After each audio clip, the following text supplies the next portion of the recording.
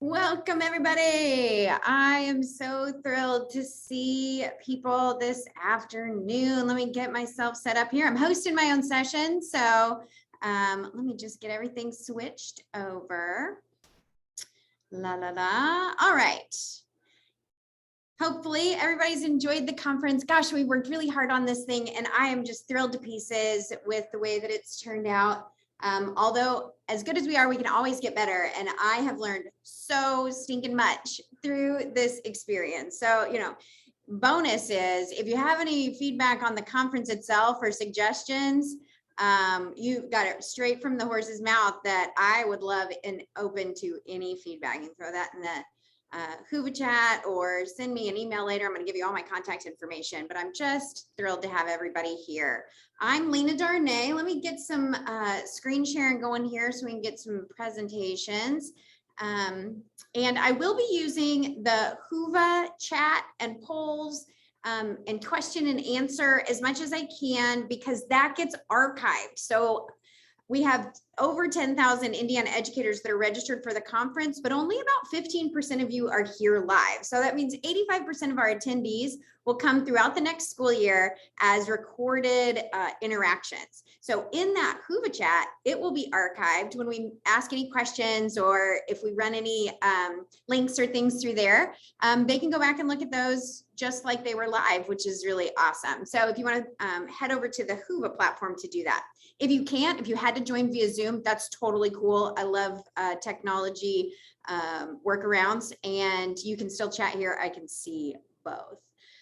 So let's get started. I was still jamming in my head to a little REO Speedwagon there. No, Journey. REO was the song before. You probably missed it, but that was my Don't Stop Believing. I have my pump up songs right on loop this week as we were getting going, and that'll come in a second. All right, let's share this screen over here. Okay. All right, so I'm Lena Darnay. I'm from Keep Indiana Learning. I just couldn't be more excited to end my conference experience with you guys talking about sparking curiosity and inspiring wonder. Before I became a district instructional technology specialist, which if you're paying attention, the acronym is DITS. I was the DITS of Pike Township Schools in Indianapolis for about 3.5 years, so pre-pandemic, trying to get everybody using digital tools, Canvas, Google, all the good things.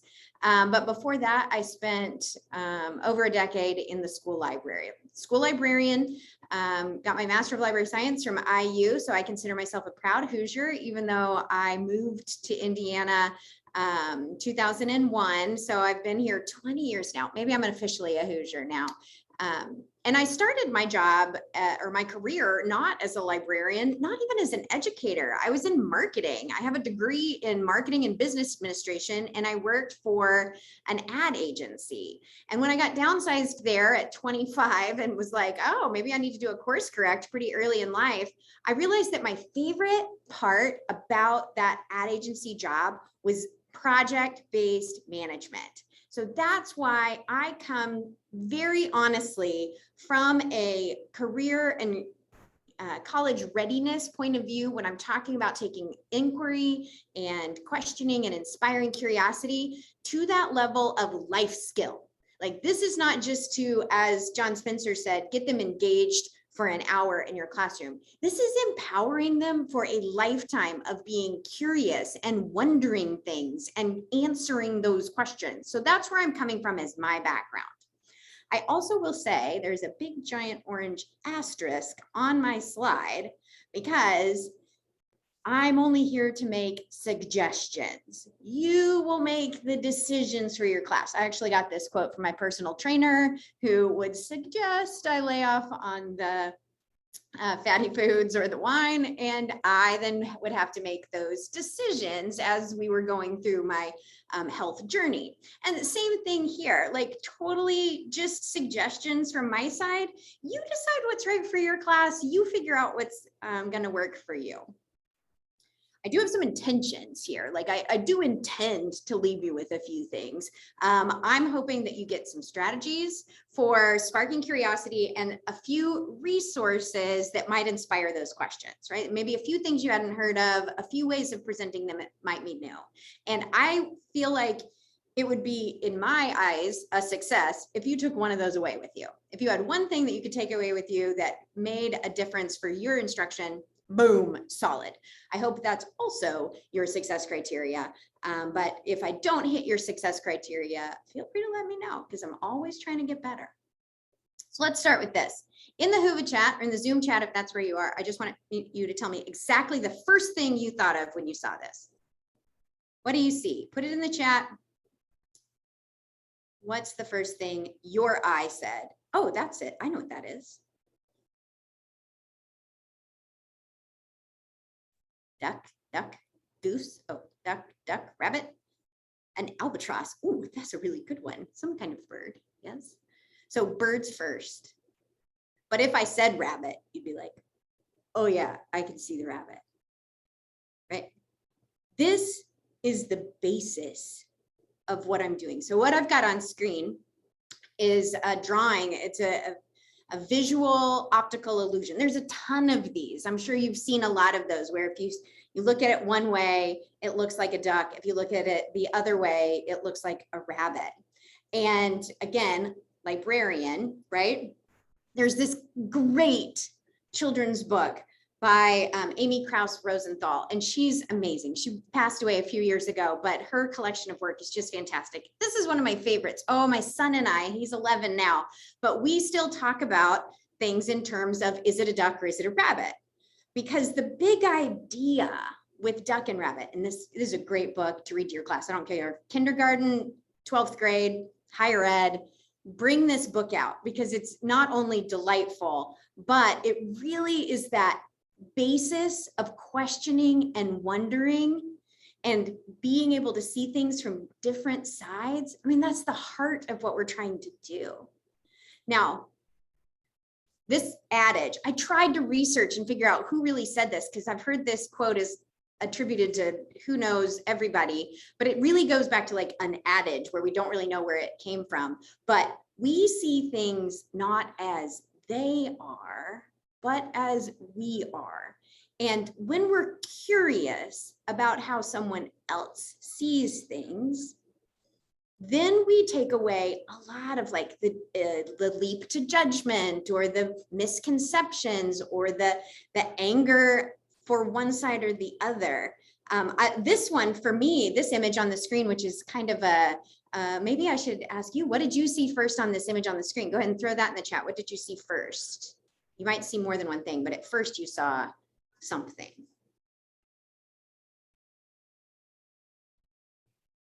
Saw the horse. It took me forever to see the stinking horse. You guys, I could not see the horse. It took me forever. I was like, it's frog. It's frog. It's a frog. I should have brought one of these. Do you remember those crazy like 1990s craze posters that were like a whole bunch of really cool like green patterns? And then if you let your eyes go soft, it's like, whoa, sailboat, right? You're like, oh, there's a sailboat in there. But it took me forever to see those because my eyes wouldn't go soft. I was very, very rigid in my thinking. And I couldn't see them. And I'd have to like come at it from the side. Like I'd go way over here and then I'd like look off to the corner and I'd just kind of look at it. And by the time I moved across, I might get some 3D something going on. Like, oh, I almost saw it. I almost saw it. That was back in like my pilot season of life where my character was not very fully developed. Like I need better writers back in my 20s. And so I had to really shift my thinking on being more flexible and nimble. And sometimes it's just like ocular muscles when it comes to some of those things, like relax, Lena, let it go a little bit. But anyway, this one, it took me forever to see anything but a frog. And that's cool. Now I gave you a link in the slide deck, which is also linked in the session description to like a whole big collection of these ambiguous images. Like I would love for you to do those in class, like throw them up and just have them talk about what did they see. The other thing that I really love is that these kinds of exercises, which seem kind of simple, give you the language of empathy. And empathy within inquiry is the heart of how wondering and noticing is different than judging and deciding and having firm, non-nimble opinions. And my son and I, so back to the Amy Krauss Rosenthal book, we will say things like, if he sees things a certain way, I'll say, but could it also be a duck? So he's like, I hate school. That was this year. Oh my gosh, 5th grade, virtual, back and forth. He was all virtual till January. And then he had some times where he had to go in and out. I was like, I agree, right? Like, this is the safer way to learn, buddy. Nobody ever said this was the best way to learn. And so he would say things like, man, school sucks. And I'd be like, yeah, but could it also be a duck? And he's, like asking him, but could it also be something else? And he would say like, well, it sucks. But school also is a lot easier from the couch, or it's a lot more comfortable from the couch. I'm like, yeah, there you go. Could it also be something else? He's like, well, I do get to watch more videos. Like, that's probably not a good takeaway from a teacher's point of view, but he loved that he watched more videos. And so if I just keep asking him, but like, yeah, okay, you think it sucks now, but could it also be something else? Could it also have nuance that we're not digging into? So these ambiguous images just give us that language of, but what else could it be? Yeah, I know it's a frog, but what else could it be? Yeah, I know that you see it as a duck and you can explain that to me. That's you sharing your point of view, but it doesn't require me having to believe that way to see where you're coming from. Like, just because you have explained to me well, and I can see the horse, it does not mean that I will always now see the horse first. I may still see that frog. But if I remember that there is also a horse, I can look for it, right? It's just a way to build in this wondering and questioning with a very simple, ambiguous image.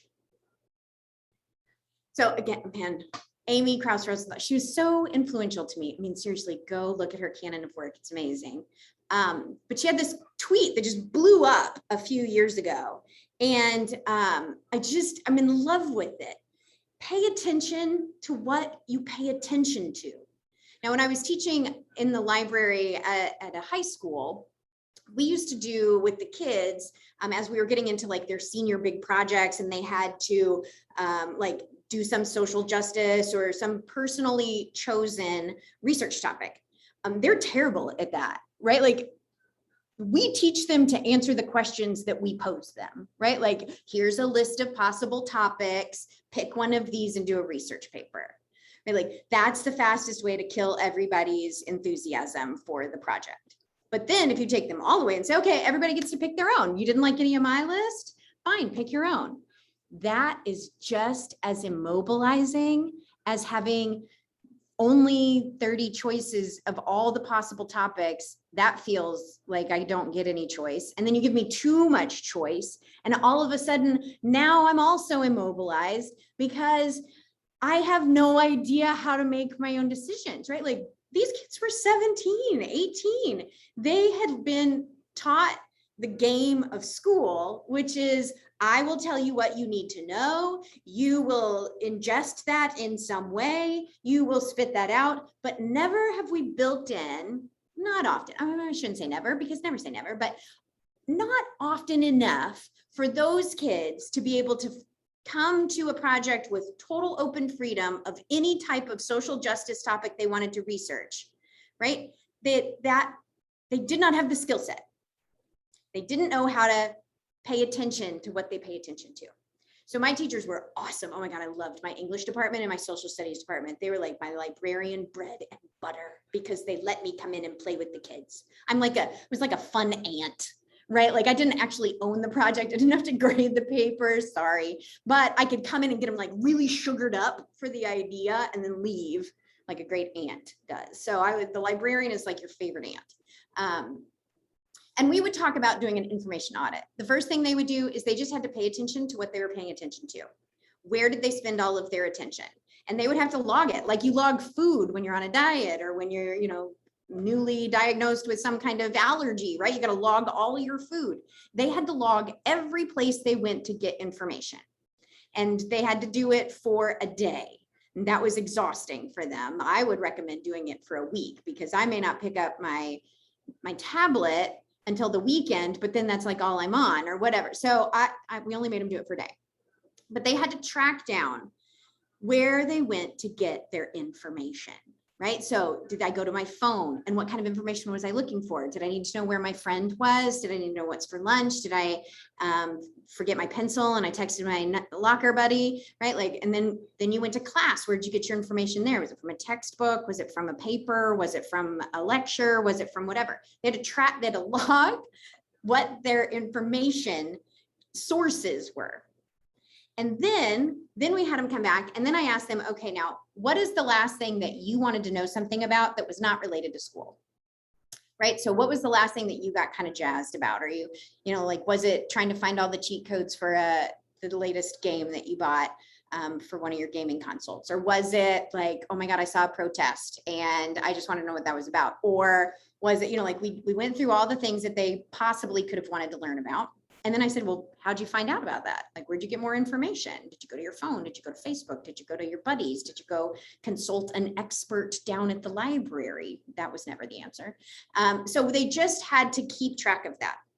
And then we started to look at like, what are those things that you were really paying attention to? And that's how we got them eventually to the things that were interesting to them. Some of them were on things like fashion. Right? Like I had some girls that were like, I read fashion magazines and I look at fashion on Pinterest all day long. All I do is fashion. So then we'd have some conversation, like if there were a few of them, and we talk about things that were interesting about that. And a lot of times we would end up figuring out like child labor and sweatshops and fashion and brands like that, or animal testing and makeup, right? Like that was very concerning to them. All of a sudden they realized that their favorite industry or their favorite thing had issues, had real social justice style issues. And then they wanted to know more about it. Oh my gosh, you guys, when they want to know about those things, they go better, deeper, faster, stronger, right? Like they become the bionic man when it's them driving it. So this is my key thing right here is you've got to pay attention to what you're paying attention to.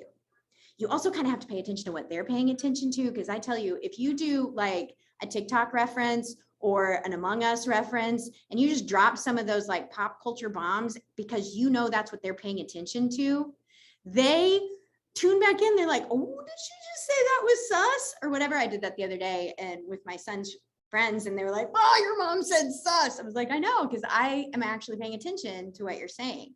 So those are some other things, like pay attention to what you're paying attention to, but also pay attention to what they're paying attention to, because that's where the love is.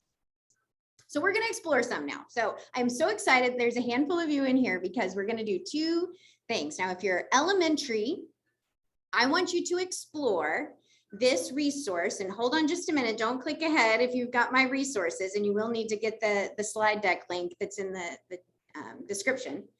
But you are going to, in a minute, do the grades 2 through 6. I mean, you can pick whatever you want, but this is more appropriate for elementary. And then Harper's is definitely more appropriate it's written for an adult audience, but there are some pieces of it that I have used just beautifully with a secondary audience. And it looks like 7th grade, you may just be out of luck. Sorry, I didn't realize that I've got like a 2 through 6 and an 8 through 12, but nothing for 7th grade and nothing for K1. K1, totally do Weird But True. You might just have to do a little more reading support with them because it is more reading heavy. And 7th grade, you just make the call based upon the maturity of your 7th graders, which is always like a day-by-day decision. Teaching in middle school taught me that. Okay, so here's what we're gonna do. You're gonna have a minute or two to do this. What I want you to do is you are going to do a notice and wonder exploration. You're gonna click on this link for notice and wonders, and then there'll be a way to use it as a template. That'll save it to your Google Drive so you can have it for later. And I want you to take that with you. So this notice and wonder template, You're going to have a few minutes here. I'll put a clock up on the screen, a timer on the screen, and you're just going to explore these two resources and notice things and wonder things. And then we're going to come back. I'm hopeful that we've got some brave folks who might be willing to share. Maybe it'll be chat-based, but if anyone's willing to turn your cameras on this late in the day, last session of the conference, we may do that. Okay, so we've got about 5 minutes here. We're gonna get out of that, and I'm gonna put on a little timer. We'll give you 5 minutes. Go ahead and grab your template. If you have any concerns or it's not opening for you, throw that in the chat and pick a resource, just explore it. 3 wonders, 3 notices.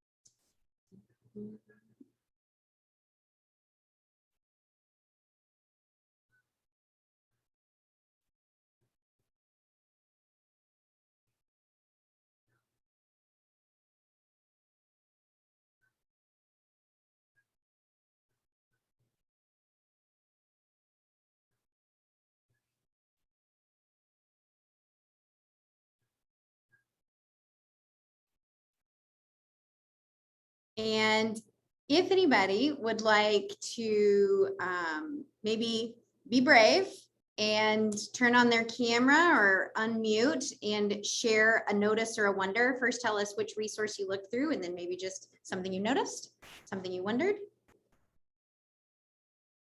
If not, throw it in the chat. Totally throw them in the chat, always in the chat.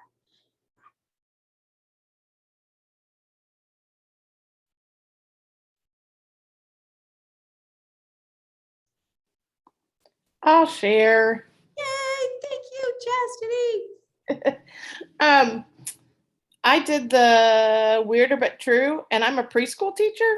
So my wonder was if they couldn't do it for younger kids, just part of the draw, I think, was the fact that there was no verbiage. I just think it would have to be explained maybe a little bit somehow, more detailed pictures or something. I was giggling at some of them and thought my son, when he was a kid, would have loved that kind of gross stuff. Oh yes, if those of you who explored Harper's, these are so fun. They're all less than a minute and they are silent, but they have words on the screen. So for our pre-readers or some people who might need more language support, that might be a way that you would support them. Great wonder, totally good wonder. Oh, hi, Andrea. Hi. I thought, well, I teach AP Environmental Science and Biology, so this was right up my alley. I had lots of wonders. Did you look at Harper's? Yes. Okay. We're talking 3/4 of the way down. There's only 3% of the Earth that hasn't been percentage of Earth land on which humans have not caused species loss. Oh my gosh. My question is where? Like the Antarctica? Like it makes me wonder. Oh, it does make you wonder. Harper's, I have to tell you, I mean, librarian in me is just totally in love with Harper's. Does it do this every month? Every month. It's amazing. And if you hover over it, it gives you the source information so you can go explore deeper. I totally used this with my high school students where I had some that I'd curated, right? So I'd snagged them and I would print them out back in the old school days, right? Printing, and I'd hand them out and I'd just let them read them. And they would write their notice and wonders right on the page, right? So annotating or circling things that were interesting or things they didn't believe, right? Like, oh, I don't believe that. Now you have to be careful because this is written for an adult audience, and they had some recently, maybe last month, that were about like some adult habits during the pandemic. Might not be worth sharing. So definitely scan it before you use it. Yeah. But I mean, there were a bunch of environmental science ones. Is like the one above that was, oh, there's one about trees and human consumption, and then, and hopefully they're wondering if, what causes that difference. So yes, lots of different ones there. I think this is one of the best ones for Notice and Wonder. I have been looking for a resource like this, but for a younger audience where they Mhm. pull these stats or they do this. If you come across one, totally let me know. But I just love it. All right. Anybody else want to share any notices or wonders? Thank you both, Andrea, Chastity. So good.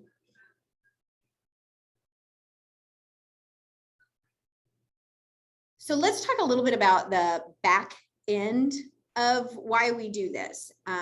So exploring before you explain something is a powerful way to inspire wondering and curiosity. So I didn't do much explaining of what Harper's was. I could have told you that it was from a magazine and that they curated all these stats from the articles that are in the magazine, and that they had all these. I could have explained that to you. You figured that out. I could have explained that we're going to go through all these different resources and, like told you all about them first and then said, just explore them later on your own, right? But I am all about like, get in there and wonder about it first. So sometimes like in math, this is flipped gradual release is another way of looking at this explore before explain. So the inquiry-based language is explore before explain. And this is the one of the inquiry models that I use a lot, the 5 E's, right? So I've got the link to the resource on this one, but I use this a ton, and you will notice that explore is before explain in this inquiry model, which makes it my favorite. But one of the things that I really love is when I was listening to Lori Ferry talk about math strategies, she was talking about this flipped gradual release. So the gradual release model, right, is like I do it and then we do it and then you do it. But what she said is if you flip it and you have the kids explore math problems like budgeting or planning for a party, or like something that brings in really interesting math moments, and they explore a little bit of that, then they will come to the like how they figured it out. Then you can bring the kids together. So you go, I do, then we do, where we share it together. Then you come back and you make the connections for them and explain how they were working with a math brain to get some complex thoughts going on, and they didn't even know that they were doing it, right? So it's that flipped gradual release, which I'm totally in love with, right? We have to empower them to be thinkers. He who does the thinking does the learning. If the teacher's always doing the thinking for them, then we're just relearning all of our content over and over and over. And then that notice and wonder protocol. Maybe it's just like throw it in the chat so I can get a sense of this. Have you guys done notice and wonders? Like, do you do this regularly with your kids? Yes or no's in the chat would just be awesome for a little temperature check. Ooh, Heather, yes, you got to do the notice and wonders. Great. I'm seeing at least one no, so I'm not going to be like preaching to the choir, right? Plan to now. Yeah. So this notice and wonder, one of the like the language of, but could it also be a duck? Like this is the thing that we have just built into the culture of our classrooms, our life, like everywhere I go, the vocabulary of inquiry, that notice and wonder takes so much judgment off of the plate, right? So notices are statements. They are not opinions. They are not questions. It's just things you notice, right? So if I had a kid who was like all shut down and came into the library and was like, funk, I can't do this, right? Like I'm in this gray cloud, like Pooh Bear with it all hanging over him. Instead of me thinking like, like judging him and saying like, he's having a bad day, or he's going to come in here and be a mess, or, like judge, right? Like I skip straight to judgy. Like I just would go over to them and be like, I notice your shoulders are kind of sagging. I wonder if there's anything I can do to help you. And then I didn't like say like, don't come in here to sleep, or, there's just these ways of approaching a situation where if you use the, like, I notice that this is going on. And then he might say like, no, I'm actually feeling fine. My backpack's just really heavy, so I'm carrying it kind of like this. Would be like, oh, well, I wonder if there's anything that you could take out of that, right? Like, so instead of jumping straight to a judgment when we do notices and wonders, it becomes the culture of our conversations. But it takes practice. It takes so much practice. So the fact that you're going to do this with your preschool students, I love that. Noticing and wonder just gives that scientific inquiry just a place and a home in every situation. I love Google Jamboard for collaborative notices and wonders. If you haven't figured out the amazing wonder of Google Jamboard, please go and explore those, because I feel like collaborative notice and wonders do a great job. So especially with the littles, as we're trying to get them to become this collaborative sense. And we're going to talk about entry events in a minute. These are perfect for notice and wonders. But what I think is really cool is when people notice things, and then that makes me notice them because I didn't notice them before, right? So allowing multiple eyes to notice and putting that whole collective notice and wonder together is amazing. And then you might wonder something and I'll be like, ooh, I noticed this that helps you understand your wonder, right? So then we become the teachers of each other as we're exploring together. There's no expert, right? Where I have to just wait for someone else to answer. The other awesome thing about Jamboard is that it's anonymous, right? So you put a little Post-it note on there, but it doesn't have your name attached anywhere. So if your wonder is something that you feel like might be kind of dumb, right? Like I was always a victim of my inner gremlins and always thought that I was going to ask a dumb question. So I never asked questions as a kid. Not anymore. I ask all the questions now. But it was not taught to me that it was safe to ask questions that might be readily answerable if I just would have noticed something else. But this might help that person who doesn't feel like they want to wonder out loud to give those introverts and those internal processors a chance to wonder in a safer space. Love that.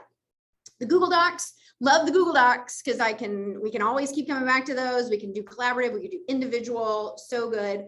Or I tell you what, I've got a collection of old school composition notebooks, and I just wonder the heck out of those things, right? I'm wondering and noticing things all the time. I used to teach at Butler University School of Ed, a whole class on basically how to think like a librarian for pre-service teachers. It was so fun, but I made them keep composition notebooks, and just every time they wondered something about school, about life, about whether or not something was cheaper on Amazon or whatever, they had to track their wonders. And then we were paying attention to what we were paying attention to. So we were practicing that over and over and over.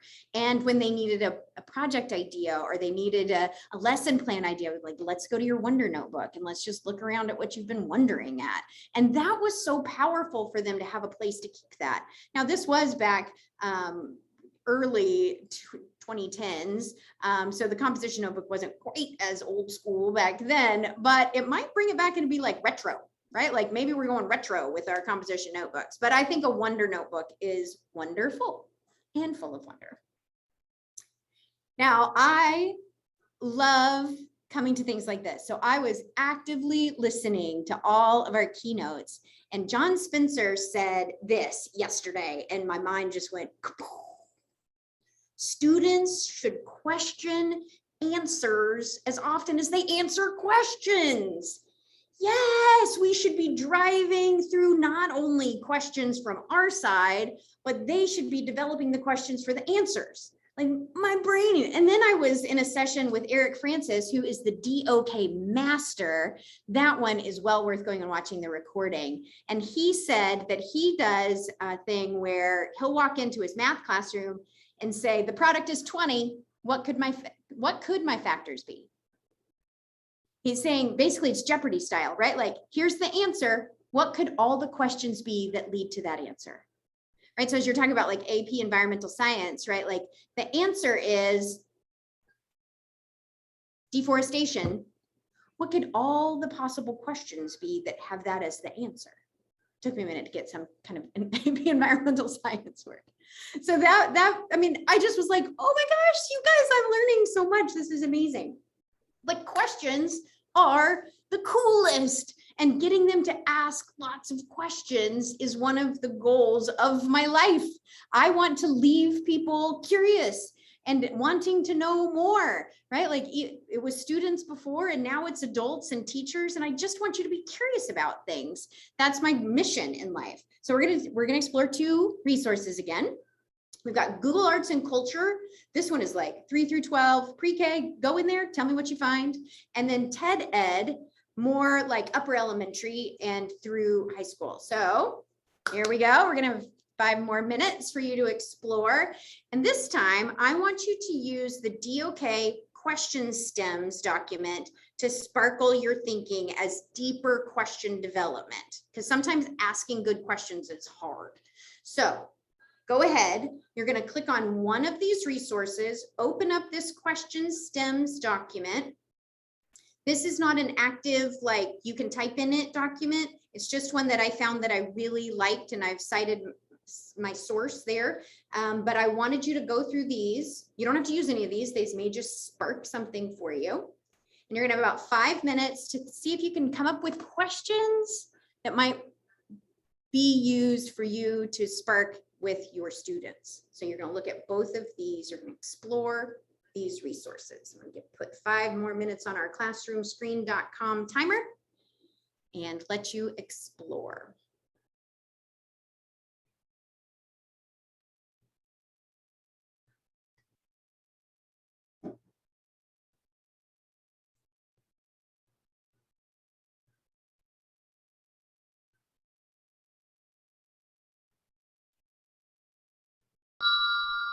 No, I tell you, this classroom screen is my favorite thing. It's totally free. There's so many cool widgets. I have to put a timer on if I say 5 minutes for you to explore something, because my wait time estimation, my internal clock on a Zoom is terrible. In the classroom, I could pretty much guess 5 minutes, like I could feel it out. But oh, in a Zoom, I'm like, oh, it's been 5 minutes and it's been like 30 seconds, right? Like I am so terrible with Zoom time telling.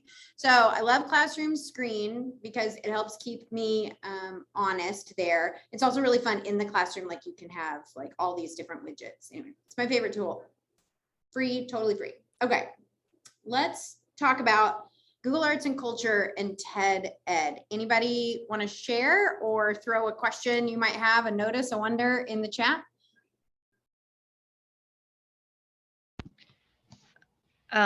So earlier, I realized that I was plugged into my speakers, and that wasn't me that talked about preschool. I actually teach 5th grade. Oh. And which is fine. Whoever was preschool teacher out there, I want to know who you are. I'm not sure who that was. I just realized I was like muted the whole time. Oh no. But I was looking at TED Ed, and I saw one of the videos, and I use TED Ed a lot, but it says why wildfires are why natural wildfires are necessary. And I think a good wonder question would be, I thought that wildfires are dangerous, so why would they be necessary? And I think that's something that kids would think as well, because in the news we see a lot of like how it destroys things. I think they would wonder why in the world it would be necessary at all. But could it also be a duck? Right? Like it's like this, the flip side of this, right? So if you only see those things as bad and you never learn about their place in nature, yeah, that's awesome. Wildfires are dangerous, but what else could they be? What else could they be? Yeah. Oh, I love it. That's great. I love TED Ed because look at these, all questions. You guys, like these are so great for questions, and they're usually short, like 4 or 5 minutes. You do not have to give student private data to be able to use these in class. That's a huge thing for me. You do not get my students' data to make things accessible. So I love that. Yeah, anybody, thank you for sharing. 5th grade, not preschool.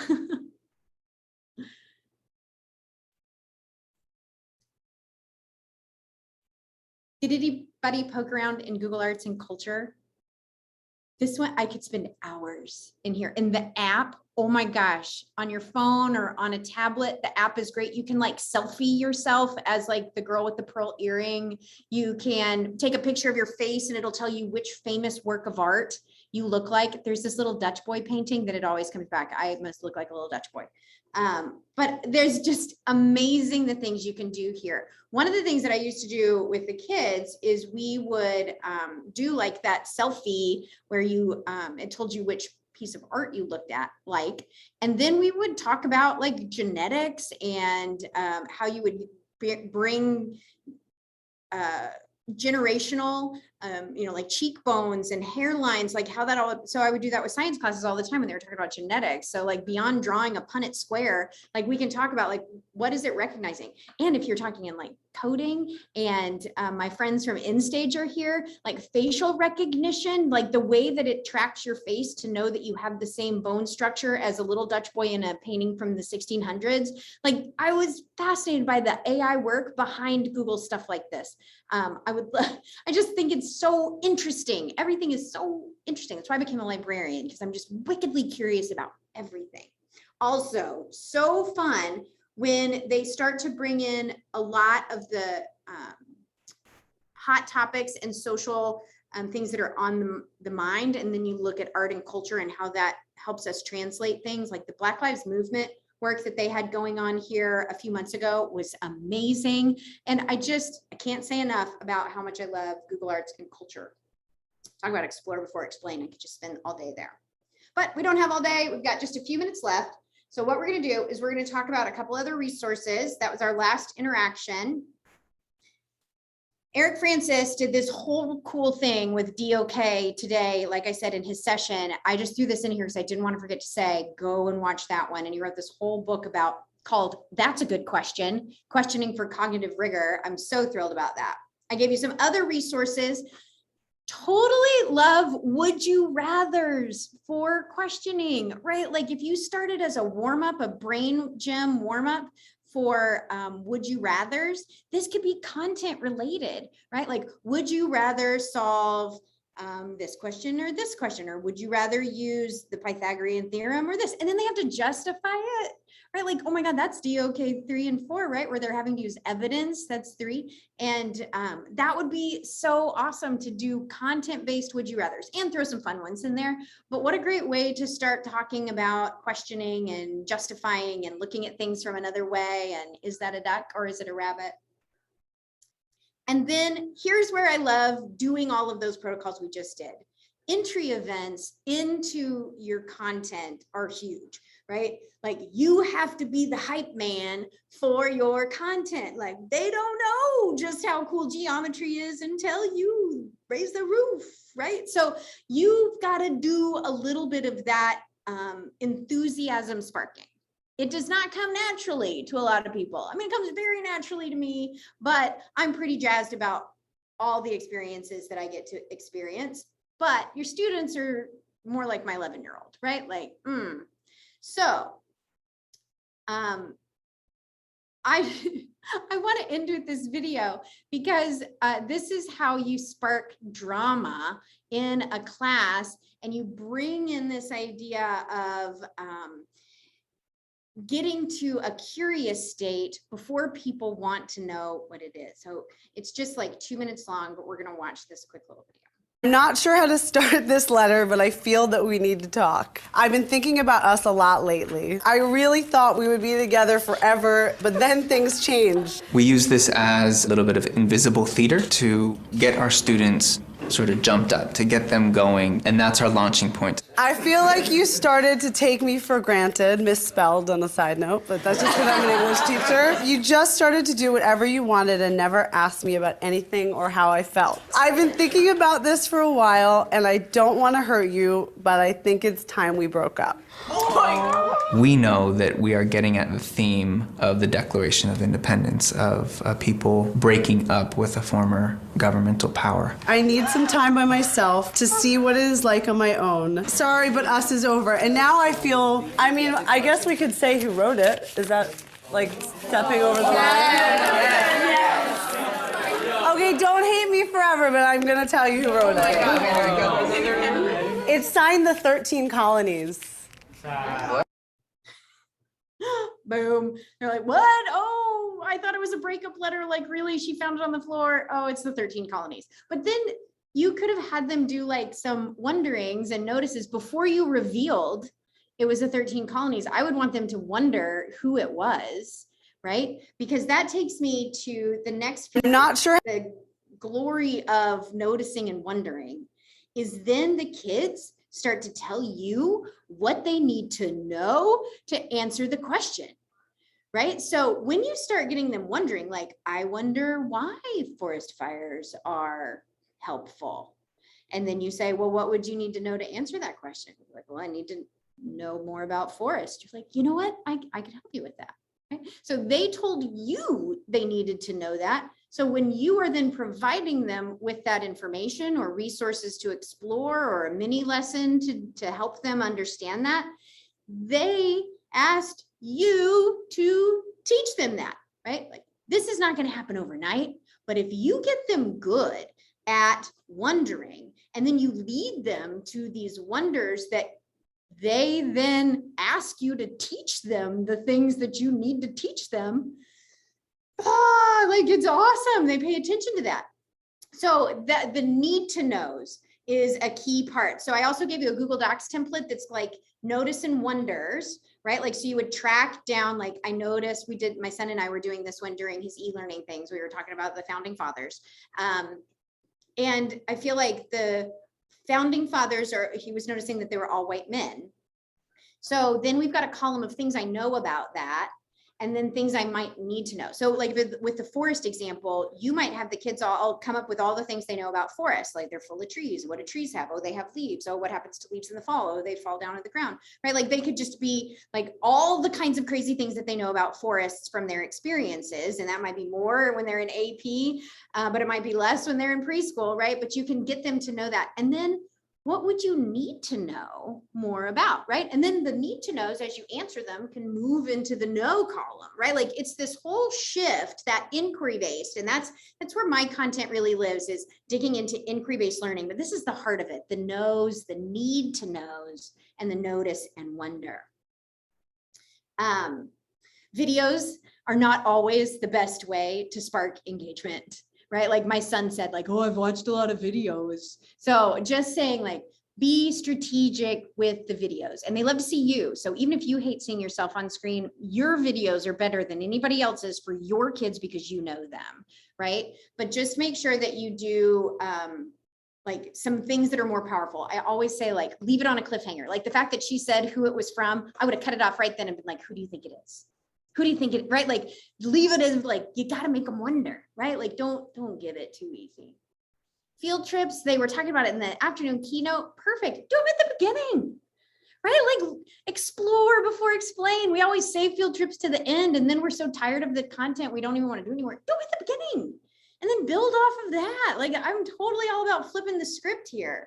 And virtual speakers, that was, I mean, it was perfect. I don't need to talk about this at all, because that's exactly what Diane and Melissa talked about.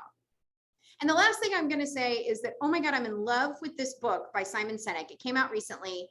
It's all about playing the infinite game instead of just the finite game of school or of life or of learning or of business, but that we need to teach these kids not to be empowered or not to be engaged for an hour, but empowered for a lifetime. And that your culture of your classroom are the things that you value and the behavior that you demonstrate. So if you value questioning, but you never let them ask questions, then you're not setting that culture. If you value wondering and being curious, but you never give them time to wonder and be curious, right? Like, so just make sure that that is always the way it's set. Thank you guys. Oh my gosh, so much. Thanks for coming. Thanks for showing up. Thanks for being an exhibitor in stage. Thank you. Those of you who are here from preschool all the way through higher ed, you made this week so awesome. I love it. Session feedback and PGPs are in the session notes. I loved having you here. Thanks so much. Have a great afternoon. Have a good summer, 4th of July. Woo woo. Bye guys, thank you.